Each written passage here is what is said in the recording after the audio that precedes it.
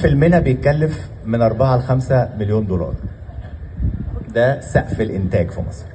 طيب انا لما الاقي حد او جهه بيقول لي تعالى انتج لك فيلم مصري، اللي احنا بنقول عليه الفيلم العربي، احنا طول عمرنا بنقول على افلامنا ايه؟ الفيلم العربي. حتى لما بيجي لقائنا الساعه 3 مع الفيلم العربي كذا، فاحنا فيلمنا اسمه الفيلم العربي، لان احنا فيلمنا المصري ده هو اللي بيتشاف في العالم العربي كله.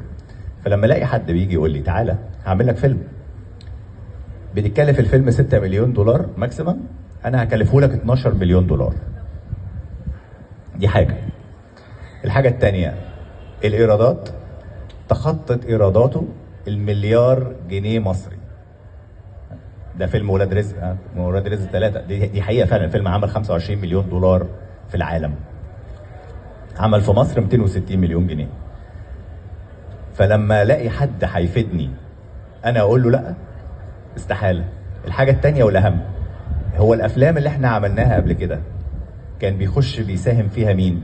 الاي ار تي، صح ولا لا؟ وكلنا عارفين الكلام ده طبعا، مش طبعا مليون في المية، والروتانا قبل كده. فلما انا الاقي حاجه هتفيدني انا ما اعملهاش، بالعكس ابقى غلطان. الحاجه بقى الثالثه والاهم بقى، مصر والسعوديه، مصر والامارات.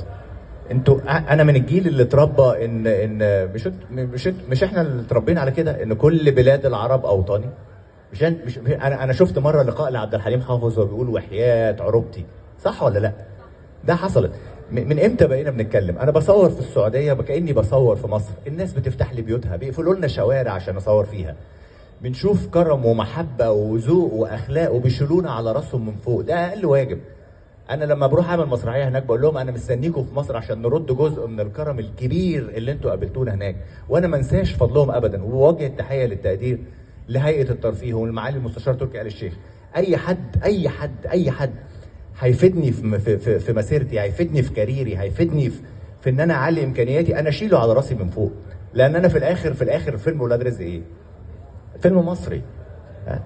وبينت مصر وبينت السعوديه، بالعكس احنا وطن واحد وشعب واحد. وانا برجع اكد عليها، انا بشكرهم هناك في الرياض على المحبه وعلى الكرم، وفي الامارات وفي كل دوله عربيه بتساعدني وبتفيدني في شغلي. جميلهم ده على راسنا من فوق، وده مقدر جدا جدا، وربنا يديم المحبه لانه احنا في الاخر احنا واحد، سواء هنا ولا هناك.